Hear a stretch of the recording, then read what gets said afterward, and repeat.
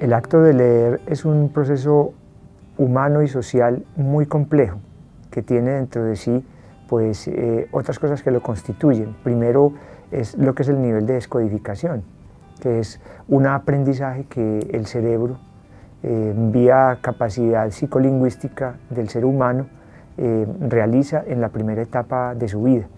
A partir del desarrollo del lenguaje en los 3 primeros años y sobre todo en la primera escolaridad se constituye el proceso de descodificación, es decir, la habilidad para interpretar signos y ponerlos en el valor de sonidos, y al revés con el proceso de la escritura.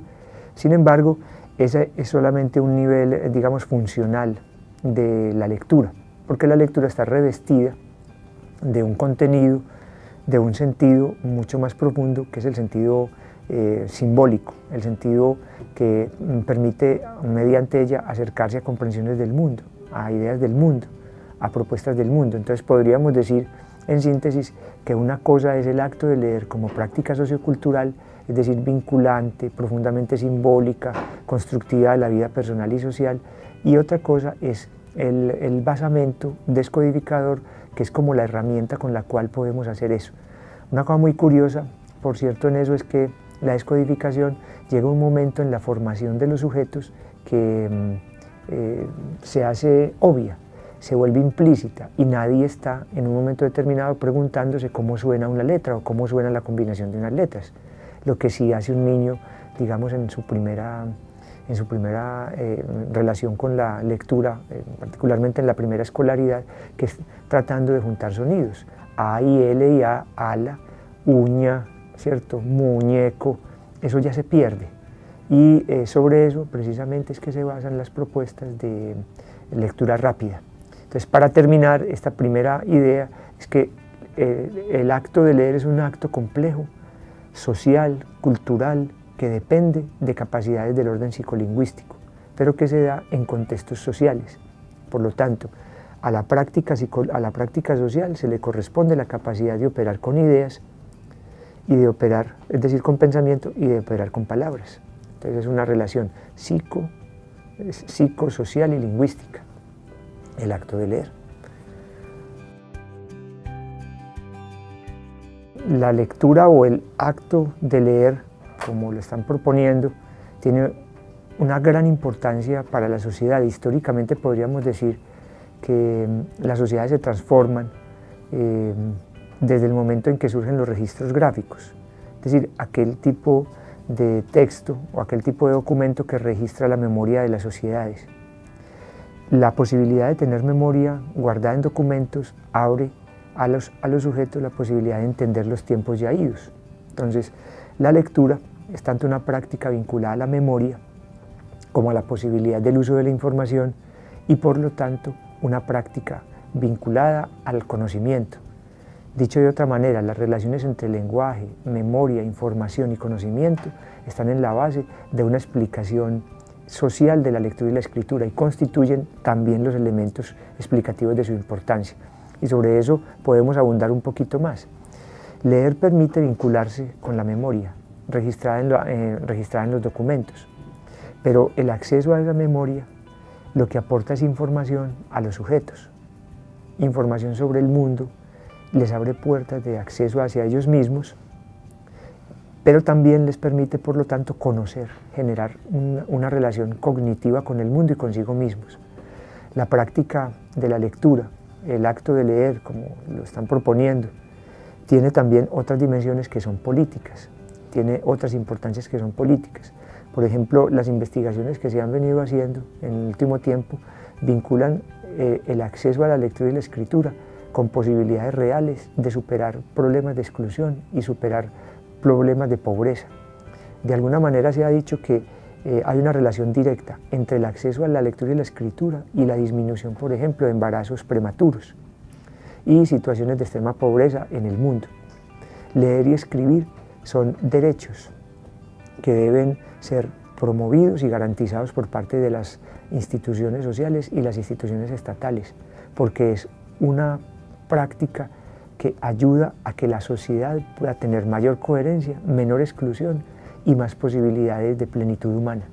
Leer, por lo tanto, y escribir, el uso significativo del lenguaje, es una condición humanizante. Es una condición que permite que las personas desarrollen sus capacidades humanas y puedan caminar hacia la plenitud humana.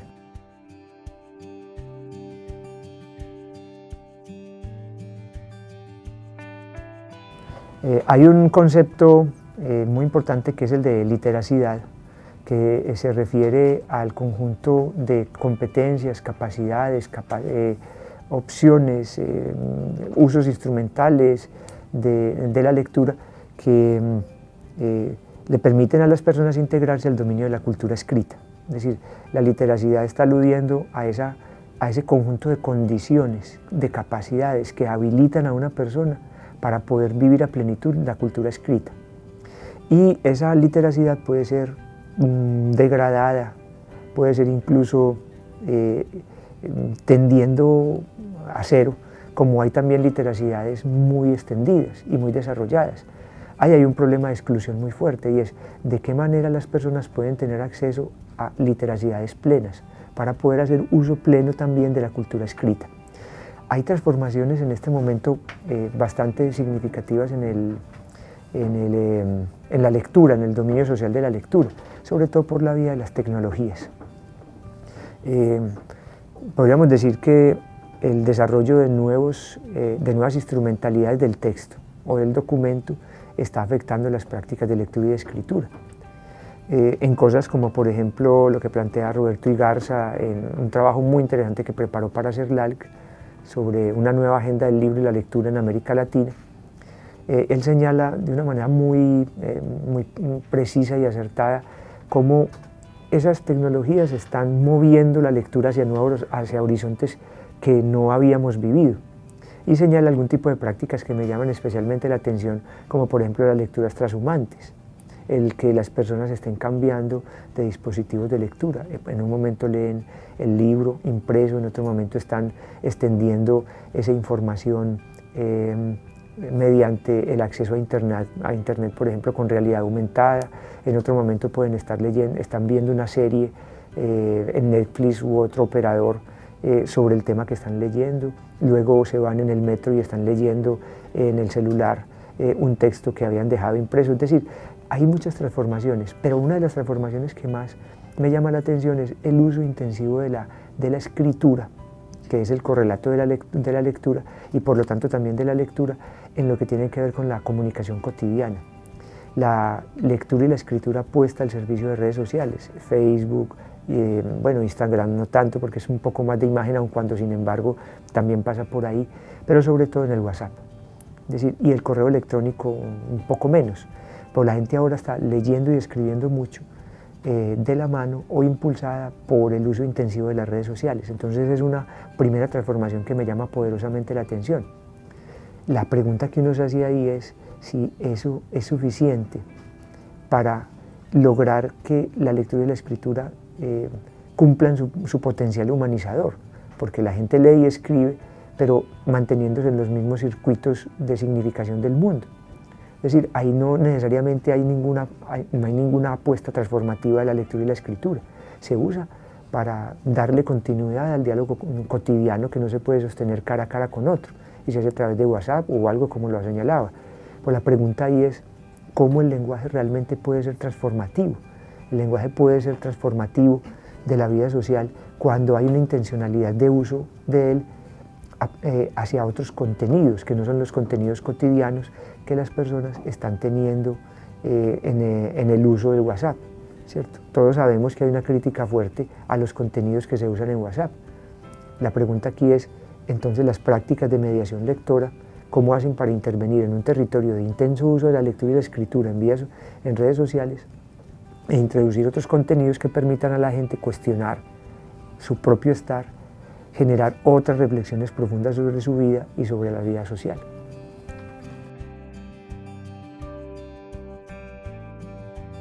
El Estado es, en principio, garante de lo que es el derecho de leer y escribir. El Estado responde a las necesidades que la sociedad se plantea frente a la lectura y la escritura y en general al lenguaje. Sin embargo, hay una dialéctica en la relación entre el lenguaje y la sociedad. La sociedad debe tener la iniciativa para generar políticas que puedan constituirse realmente como políticas públicas de auspicio, de fomento del acceso de la lectura y la escritura. Pero el Estado, como garante, debe sustentar el derecho por la vía de permitirle a los ciudadanos encontrar recursos de lectura y de escritura. Eso significa la existencia de un sistema bibliotecario fuerte, la promoción del sistema editorial, de las librerías, de los espacios de lectura. Es decir, el Estado cumple un papel fundamental en la difusión, la promoción y el uso del derecho a leer y a escribir, y el de poderse acercar al uso significativo del lenguaje como posibilidad de transformación, de cambio social. El Estado es fundamental en esto. Si no impulsa políticas y no realiza transformaciones en la vía de la inversión pública hacia la lectura, nuestros países van a mantenerse realmente en una situación precaria frente a ello, por el descuido, por la inexistencia de oportunidades de acceso. Los ciudadanos no hacen significativa la palabra, particularmente la que tiene que ver con el acceso a documentos, a información para la producción de conocimiento significativo.